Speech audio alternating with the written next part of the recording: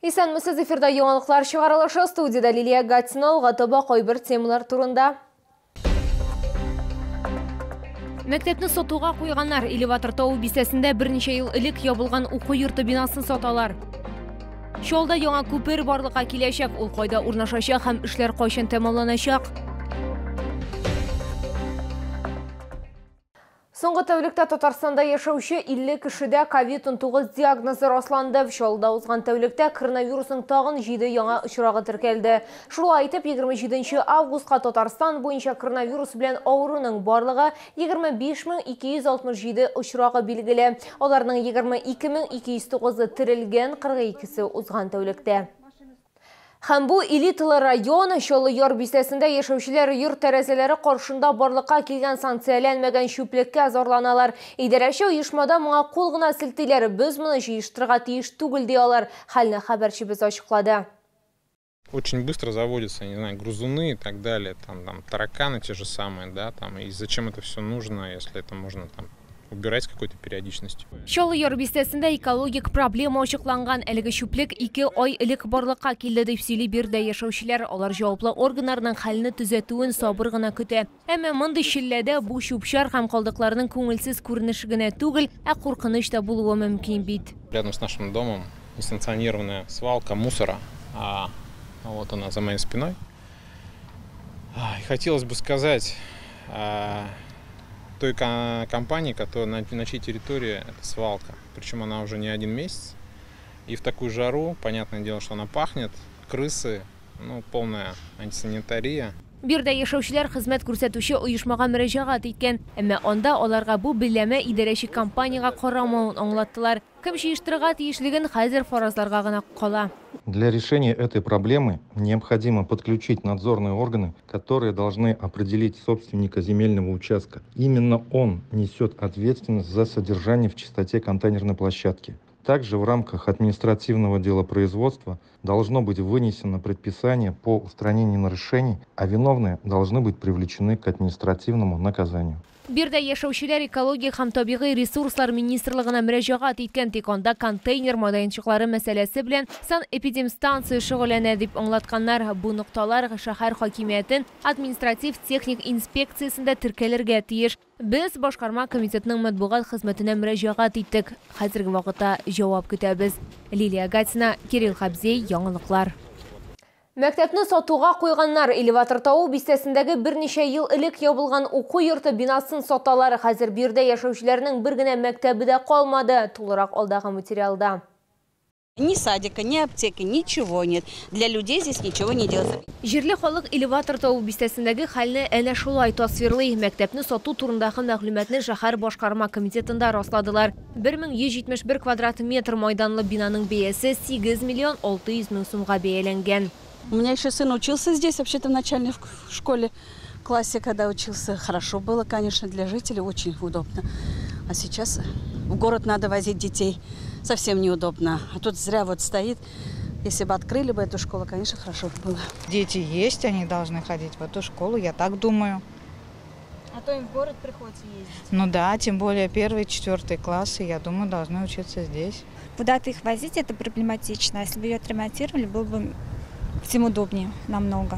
Халык мәктәп ябылуның сәбәбе авария хәлендә булуында түгел дип фаразлый. Уку йорты тирәсендәге участоклар бер эшмәкәр гаиләсенә карый. Авыл кешеләре объектны шәхси төзелеш өчен саталар дип уйлый. Кому-то участок нужен, скорее всего. Огромная школа. Я здесь вот учился в этой школе. Огромная школа была. Сады, эти были, участки были. Все распродали. Есть какой-то там олигарх. Есть. Отстроил уже, не отстраивать. Все занял. Мәктәп урында нәрсә барлыкка киләчәге турында рәсми мәгълүмат әлегә юк. Шәһәр хакимиятендә сатулар 19 сентябрьдә узачак дип хәбәр иттеләр. Лилия Гатина, Валерия Новожилова, Айдар Мусин, яңалыклар. Шолыда яңа күпер барлыкка киләчәк. Тимер-бетон монолит конструкция төзелеше Мәләкәс елгасында алып барыла. Автомобиль күпере ГЭС бистәсен һәм Мәләкәс ар-ягы микрорайонын тоташтырачак. Эш инде этапта һәм Чоллылар шәһәрнең бер өлешеннән икенчесенә кайчан йөри алачак. Тулырак хәбәрчебез материалында. Темир бетон монолит күперне әле күптән түгел генә төзи башладылар. Шуңа күрә әлеге эшләре башланыгыч этапта алып барыла. Хәзер конструкцияләрне эретеп ябыштыру, ростверкларны бетонлаштыру, свай суу эшләре бара. Сазлыклы җир булу сәбәпле эш вакытында кыенлыклар туа. Әмма төзүчеләр күперне ныклы һәм ышанычлы итү юлын тапкан.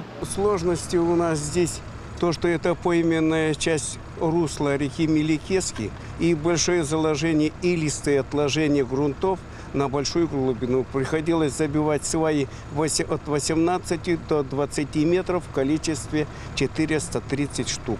Яңа күпер киң булачак, һәр якка икешәр полоса яктырту, коймалар һәм юл билгеләре белән җиһазландырылачак. Шулар төзелеш тәмамлануны түземсезлек белән көтә. Это обязательно нужно. И плюс, это такая очень важная дорога, здесь постоянно пробки. Вот, эту проблему тоже надо решить.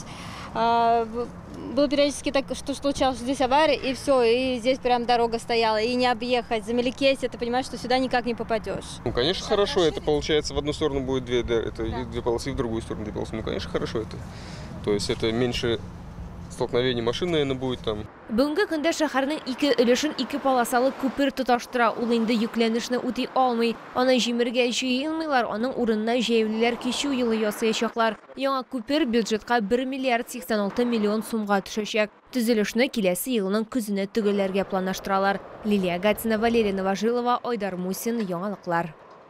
Ел көннәрендә шоуларны бай күңел ачу программасы көтәм. 29 августта Әжмәкәй бистәсендә шәһәр мэры кубогына мотокросс буенча ярышлар узачак. Керү ирекле. Шул көнне Акварель 2021 чәчәкләр фестивале старт ала. Хәсән Туфан проспектында Шулманнан алып Раскольниковка кадәр иртәнге сәгать 10-да шоуларны төрле чәчәк композицияләре көтә.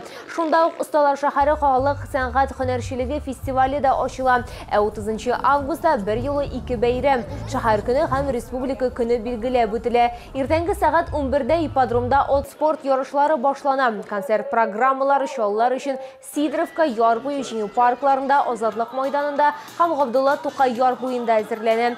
Кич белән мәйданда шәһәрнең иҗат коллективлары, Татарстанның халык артисты Айдар Галимов, шулай ук Россиянең танылган җырчысы Джонни чыгыш ясаячак. Бәйрәм кичке 9-да традицион салют белән тәмамланачак.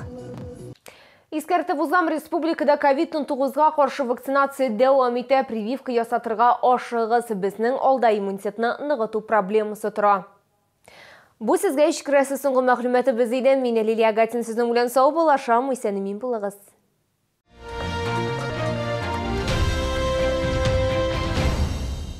Диагностический центр ТАТ-клиник оказывает весь спектр услуг на магнитно-резонансном и компьютерном томографах. Набережные Челны, 780303.